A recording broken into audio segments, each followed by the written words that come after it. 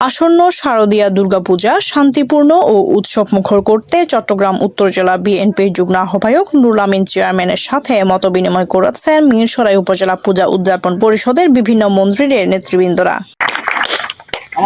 শনিবার বিকাল 4টায় বারুইয়ারহাট পৌরসভার 2 নং ওয়ার্ডে এই মতবিনিময় সভা অনুষ্ঠিত হয়। উপজেলা পূজা উদযাপন পরিষদের আহ্বায়ক অনির্বাণ চৌধুরী রাজীবের সভাপতিত্বে সদস্য সচিব মোহন দে এর সঞ্চালনায় প্রধান অতিথি হিসেবে উপস্থিত ছিলেন উত্তর জেলা বিএনপির যুগ্ম আহ্বায়ক সাবেক উপজেলা পরিষদের চেয়ারম্যান নুরুল আমিন। এই বাংলাদেশে আমরা আপনারা সকলেই মিলি, কেউ বাংলাদেশের রাজা আর কেউ আমরা বাংলাদেশের প্রজা নয়, আমরা সকলেই মিলি এই বাংলাদেশের মালিক।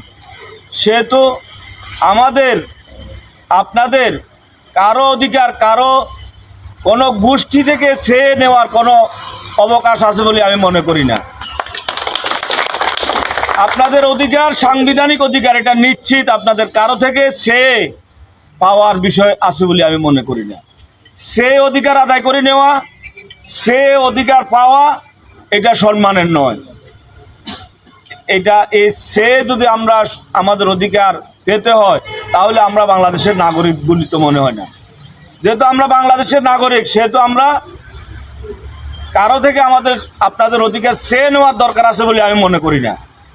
এই সংস্কৃতি থেকেও আমরা বেরিয়ে আসতে হবে। বক্তা হিসেবে উপস্থিত ছিলেন উপজেলা বিএনপির সদস্য সচিব কাজী নিজাম উদ্দিন। বিশেষ অতিথি হিসেবে অনুষ্ঠানে বক্তব্য রাখেন বারুইয়ারহাট পৌরসভা বিএনপির আহ্বায়ক দিদারুল আলম মিয়াজি, হিঙ্গুলি ইউনিয়ন বিএনপির সাবেক সদস্য সচিব নাজমুল হক সোহাগ, মিরসরাই উপজেলা হিন্দু বৌদ্ধ খ্রিস্টান ঐক্য পরিষদের সভাপতি বাবু সুদর্শন রায়, সাধারণ সম্পাদক কল্যাণ রায়, উপজেলা পূজা উদযাপন পরিষদের সাবেক সভাপতি বাবু সুভাষ সরকার, হিঙ্গুলি ইউনিয়ন পূজা উদযাপন পরিষদের সভাপতি বাবু অমলেন্দু মজুমদার, উপজেলা পূজা উদযাপন পরিষদের যুগ্ম আহ্বায়ক জহরলাল নাথ অভি, মিরসরাই পৌরসভা বিএনপির সদস্য সচিব জাহিদ হোসেন, জুরারগঞ্জ ইউনিয়ন বিএনপির যুগ্ম আহ্বায়ক গোলাম জাকারিয়া সহ 16 ইউনিয়ন ও 2 পৌরসভার বিভিন্ন পূজা প্যান্ডেলের নেতৃবৃন্দরা উপস্থিত ছিলেন।